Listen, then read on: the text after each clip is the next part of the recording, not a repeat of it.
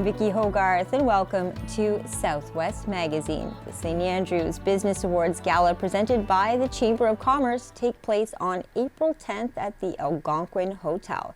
Here to tell us more about it is the president of the St. Andrews Chamber, Paul Logan. Thank you, Paul, so much for joining me today. Thanks for having me, Vicki. So this is the second annual Business Awards Gala that the Chamber has organized. Tell us a little bit, for people who may have missed it last year, what it's about and what they can expect. It truly is a night of celebration, and there were Business Awards Gala celebrations before that the Chamber hosted years ago. But post-pandemic, we've brought it back, so this is our second continuous year. Last year was an extreme success. It was a lovely night. People got dressed up, had a great dinner. It was at Drew Haven. And so we're looking to do that again at the Algonquin Hotel this year. All right. I did go to last year's event. It was fabulous. And it's a nice reminder just of how many extraordinary businesses we have right here in our community. When it comes down to the breakthrough of what awards are acknowledged at the gala, can you tell us a little bit about the three awards? Absolutely. We have a vibrant business community with a bunch of different types of businesses, so we want to try and highlight those the best we can. There's three awards: Organization of the Year, Business Leader of the Year, and Explore St. Andrews is awarding a Tourism Excellence Award. Okay, and how exactly are those awards decided? Well, you can nominate. We would love, obviously, our chamber members to nominate their peers, because that's the best way to do so. But we've got such an active community, and there could be business leaders and businesses and tourism businesses that could be nominated by the public. So both can get involved, and we're happy. The nominations are open now, so you can get on that if you're looking to nominate a business, a leader, or someone in the tourism sector. Okay, and so if you are to nominate, do you have to, what's the criteria for who can nominate? Do you have to be a member of the Chamber? Do you have to live in the St. Andrews community? The awards will go to Chamber members. They can be for-profit, non-for-profit, charitable status members. But yes, it is a Chamber of Commerce award, so we're looking to highlight our Chamber members. The Explore St. Andrews Tourism Excellence Award will go to any of the levy collectors, so anyone is possible to win that award. So I know that Explore St. Andrews has posted on their Facebook page. That's an easy way to find a link if you're interested in nominating a business or organization.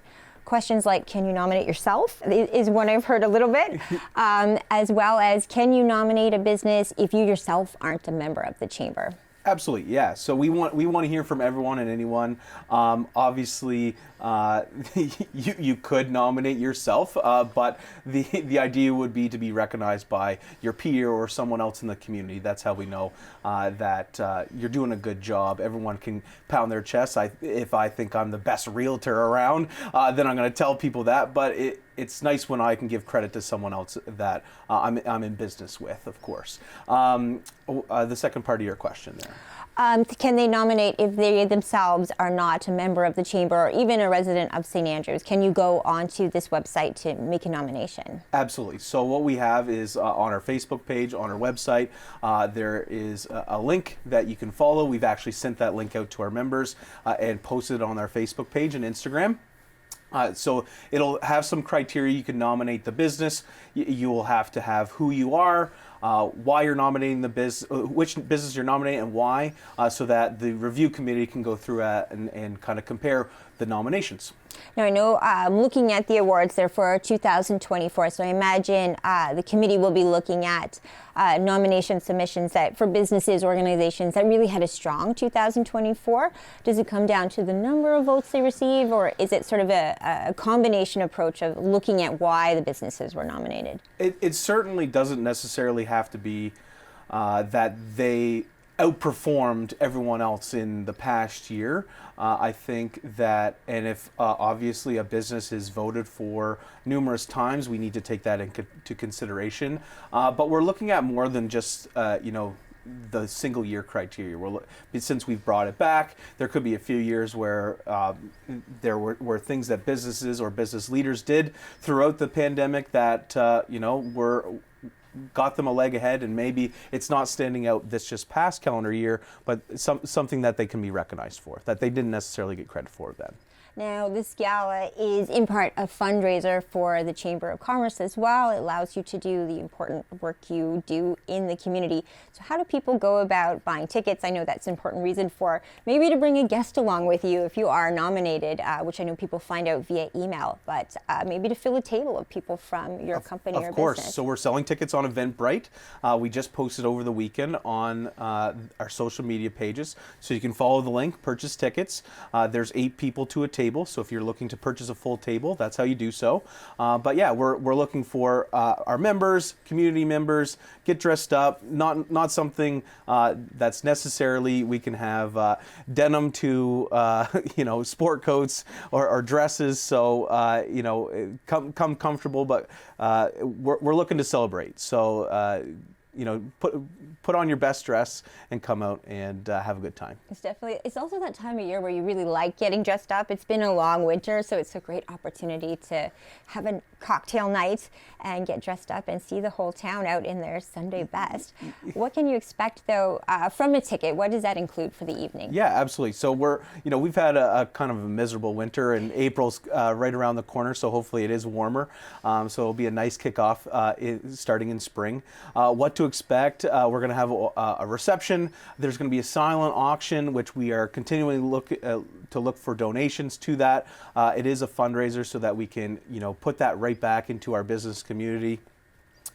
So certainly reach out if you're looking to donate something. But from the evening itself, it's we've got a reception.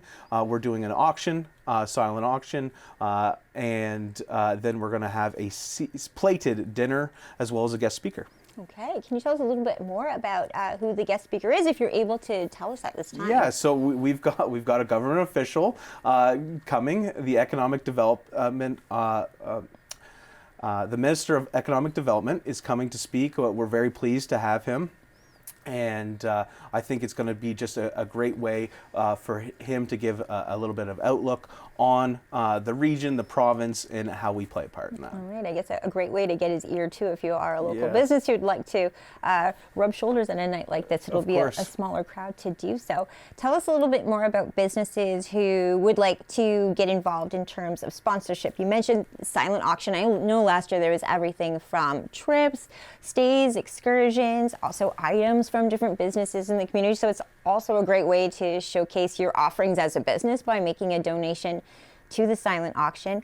But tell us a little bit about other ways too, from the silent auction to maybe sponsorship of the gala, that a business still could get involved with. Absolutely. So we're so gracious to have such great sponsors that have partnered with us already.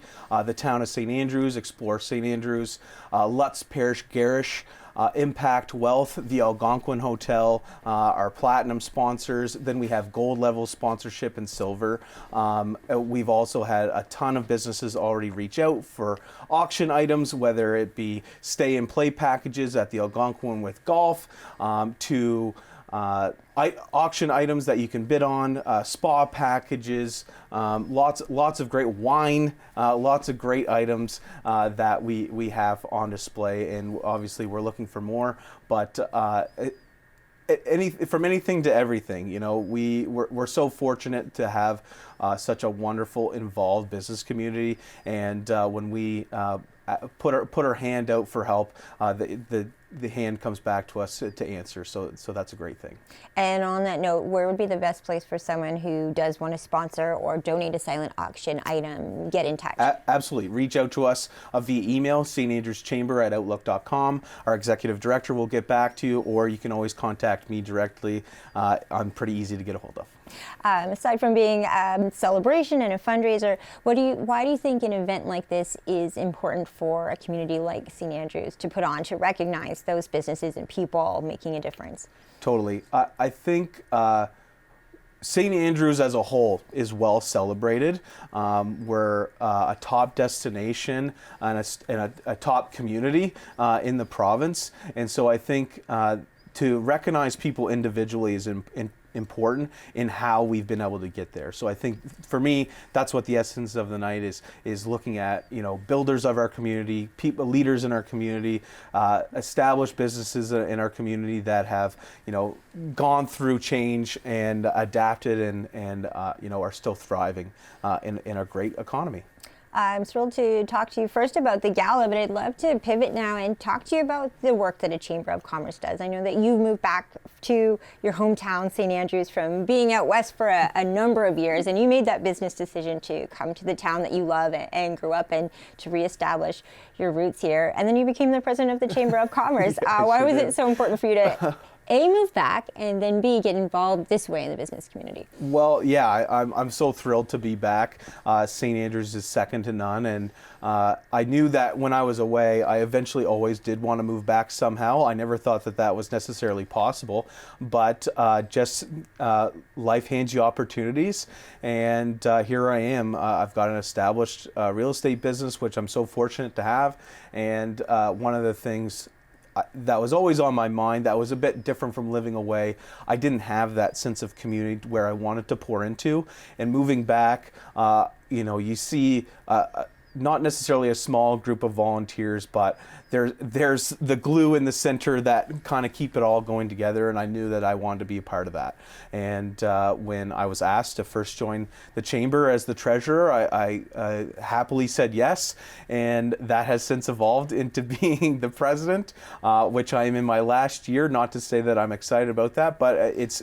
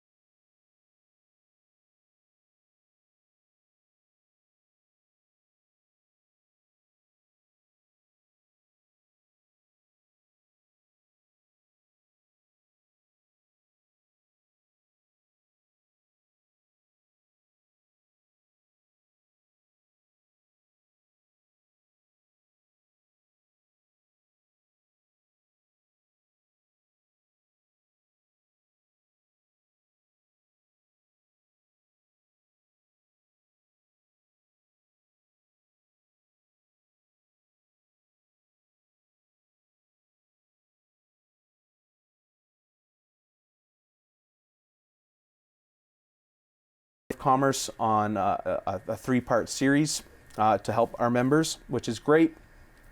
And then the last thing is really it really does come down to marketing. You know, we've got a great Facebook page that has over 17,000 followers, a website that gets, you know, tons of visits, and a map that we send out every year to tourists coming to town to know where the location of your business is, what to do, what to see, what to eat, where to stay, all of those great things, and that's where it comes down to. So I think we and lastly, the chamber offers a great benefits program to your employees. You know, the buying power of the chamber, you know, the Canadian Chamber of Commerce is much bigger than me as a sole proprietor. So we offer different sources from that, and I thank Impact Wealth for being the provider of that locally. I will say, CHCO, we are on the chamber plan, and I go to the dentist regularly. So yeah, that's good. Thank you for that. That was actually an amazing pitch for why, if anyone isn't a member, they should consider it. But how do people, if they're watching at home right now and haven't been a member yet, what does it entail to become a member? Well, it's not a rigorous process. Essentially, you want to reach out to us. We give you a welcome package to kind of give you an idea of what the membership levels are, where you think that would fit with your business, and then essentially we would set you up to see if you're a great candidate for the Chamber's plan. Not every business is, so we've got some tailored solutions around that. But again, just like any of the other ways, the best way is through email, standrewschamber@outlook.com, or get a hold of me. There can be a misconception in St. Andrews as well that it's just tourism, and yet we have a business community that is extremely varied. Do you find that represents the members as well? Absolutely. We try even with our board to have a mixture of those businesses so that we get some perspective on what challenges or opportunities face our business community. Yeah, we have construction companies to large hotels and everyone in between, retailers, service providers, professional services. When you really look at it, and if you go on our website and you look at the business directory, something that we send out every 2 years to our community, so they have a bit of a business phone book of who to call and when they're needing something. It's quite something to see all the differences in what makes up our small little economy here in St. Andrews. And it could be that a business, let's say you're a member at a chamber in a different community, but you do offer services here. Some businesses are a member of more than one chamber of commerce. Yeah, there's actually lots of members who are members of all three, so Eastern Charlotte, St. Stephen, and us, because we all offer a little bit different things. Plus, too, it comes down to the partnerships. If you're working and doing business in each of the three communities, it makes sense to find local partners who might be able to help you provide extra services to your clients. I know that there's a quote a lot of us like to use around here, which is a rising tide lifts all ships. And it is very true. We know that in a community such as ours, but it is even more true with a chamber of commerce where you're able to be beside other business people in the community. I wanted to talk first about some of the mixers you offer, because those social times, while fun, they also offer you an opportunity just to be social with other people who might be facing similar challenges, similar excitements as you operating in a town such as ours. What exactly are the mixers that are put on by the chamber? Tell us a little bit more about those. Absolutely. So we're starting a different series, and I actually was given the idea from a former president of the St. Stephen Chamber of Commerce, Chamber After Hours or Chamber After Dark. So essentially, we used to host events where we would pick a business, typically a food and beverage business, because they could host, and provide the food and drinks. But now we've changed that because we want to be able to highlight things that a certain business does that not a ton of foot traffic get into. So this series is going to start in the next few months.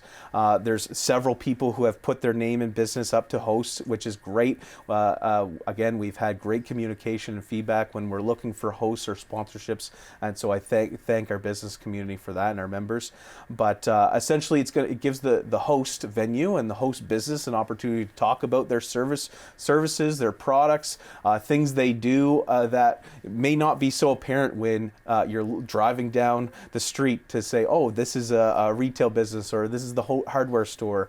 Oh, I didn't realize they offer this. Instead of, the idea would be, instead of traveling to St. John to buy things, then it's this, oh, actually, I can get that here. Mm-hmm. I can partner with this business and bring this product in because now I know they carry it. That would be a hypothetical, opportunity that we hope to come out of it. Mm-hmm. Do you find that true when you're back in St. Andrews, that you see so many of the business people in our community really just talking about the merits of all the other local businesses? We do like to promote each other's businesses and organizations. It keeps people in the community.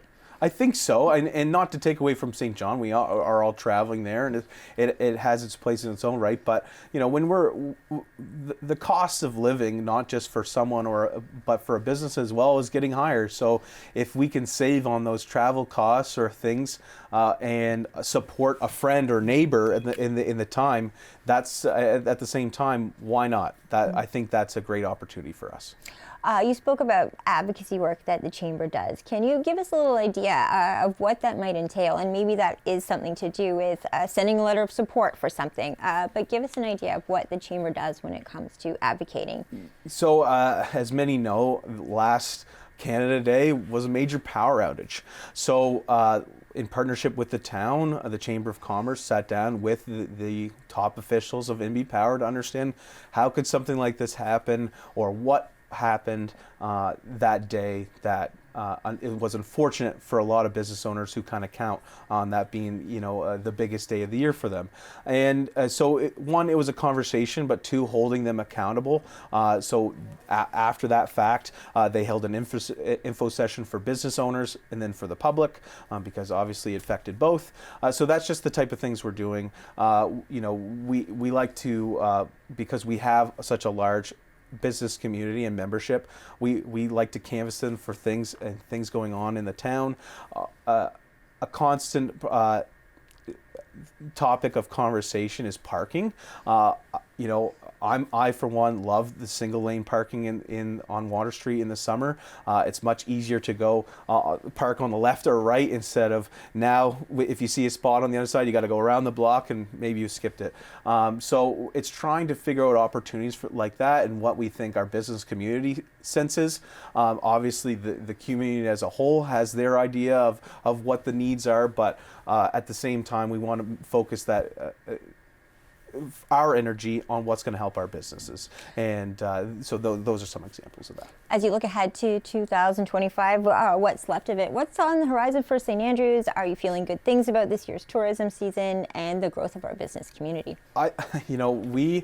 We have really been, since I've moved back in late 2020, I feel like St. Andrews has really gained some momentum and we're keeping it. I think every year it gets a little bit busier earlier in the year and stays a little busier later. So the work on those events and attractions and the weather all lining up to hopefully extend our season, because you used to say May long weekend to Thanksgiving, and now we're seeing businesses open much longer than into November, into Christmas, and starting in now. So that's all positive indicators for us and our businesses for sure. When it comes to the Chamber of Commerce, there's different subcommittees you have as well. Can you speak to those committees and where some of your directors might spend more of their time dealing with maybe what is their expertise, be it funding, advocacy, or tourism promotion? Absolutely. So we have several committees. The main focus is obviously the Finance and Funding Committee. We are a non-for-profit organization, and so it seems like we're always asking for funds, but we're trying to put those to the best use and promote our members and promote our town is the foremost goal. So the business gala and celebration is one way we're doing that. We had such extreme success, especially with partnership from the Regional Service Commission and their economic development section, which we're so thankful to have that partnership with them as well. We also have a membership committee who focuses on what our members need, the structure of our membership, what the levels of our membership, as well as the town map. We send out 15 to 20,000 copies of the town map with your business's location on it, and it's a great asset to the community members who are coming and our guests who are coming to town to be able to understand what's here to offer, because not everything is easily found online. As much as we're using that, I think there's a shift back to paper, which is a huge asset. So they're working on that. There's an education committee who's working on the education sessions and what we think most members can benefit from. There is the advocacy committee, of course, working with the other stakeholders, and then lastly, there's our events and networking committees who are working on our mixers. And obviously, with the big gala coming up, with our final minute left in the show, Paul, I'd love to hear just your final words to viewers at home who maybe haven't bought their ticket for the gala yet. What would you say to them about how to get involved with this event? It is a blast. If you're looking to have some fun, let loose, enjoy yourself. Get in touch with your neighbors and other members. This is a great way to come celebrate, enjoy before our busy season. So we're looking forward to hosting you and having a bunch of you come, and we hope that it's going to be a great night. We believe it to be so because we're setting it up that way. But absolutely, find us online, find us on our Facebook page, and use the Eventbrite link to purchase your tickets. Well, I am so excited to attend, so excited to wear something other than big chunky winter boots for a change. Thank you, Paul, so much for coming in today. Thanks for this opportunity, Vicki. My guest today has been Paul Logan, president of the St. Andrews Chamber of Commerce. The St. Andrews Business Gala Awards take place at the Algonquin Hotel on April 10th. I'm Vicki Hogarth. Thank you for watching Southwest Magazine.